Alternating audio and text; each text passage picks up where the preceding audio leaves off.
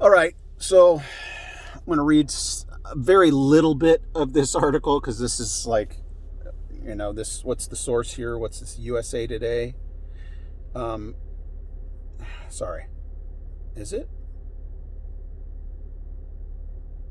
Yeah, duh. USA Today. So, talking about the audit. The audit is the Great Awakening. Quote: How QAnon lives on in Arizona's election audit. Okay, people, subscribe and share to this channel.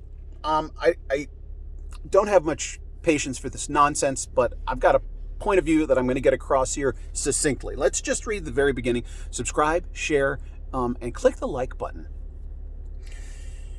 Phoenix, it's not as if Q is spinning ballots around on turntables or waving them under ultraviolet lights, but Q is definitely at work on the floor of Veterans Memorial Coliseum, where all 2.1 million general election ballots cast in Arizona's most populous county are being audited. Okay, quick point. Maricopa County is the fourth largest county in the country, and so this is not a minor thing. It's not a little thing going on. It's not something to wave your hand at and dismiss. This is critical. What's going on there? I genuinely believe it's the right kind of revolution. Revolution is never good in a constitutional republic, because revolution denotes violence. But this is actually reform, right? This is purely about election reform. Like, let's look and see for the first time ever how accurate our reporting is. Right? All these people voted, and we assume, we as the general public are like, okay, those were the results.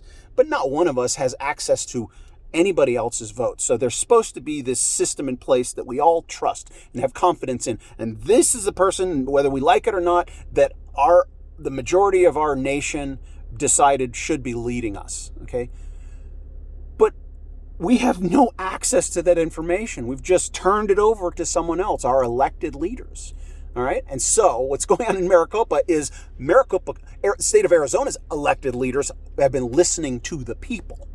Okay. So the spin here is QAnon, right? This fringe conspiracy group is behind all of this.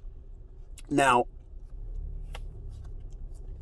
just because some crazy person supports something good doesn't mean doesn't undermine the entire thing. It reminds me of when Trump was running for election, and reporters were asking, "What do you think of David Duke? Supporting you?" It's like, "Oh yeah, the white supremacist, that guy." And I don't recall Trump's answer. And he got a lot of flack for not even knowing who David Duke was. I don't know. He didn't condemn him immediately, but then he came out to condemn. That's the crazy thing. He'll like, huh? What are you talking about? And then all the reporters will report that. And then later on he goes, oh yeah, well, I absolutely denounce and condemn white supremacy. And he said it like 40 times, but the media got their angle, their story. All right. It's like saying the communist dictatorship of CCP, because they laughed or thrilled when Biden got elected, right? It's like, does that undermine everything Biden represents? Okay, I'm sorry, that's a bad example, because you might say yes, and there's might be more evidence for that than Q.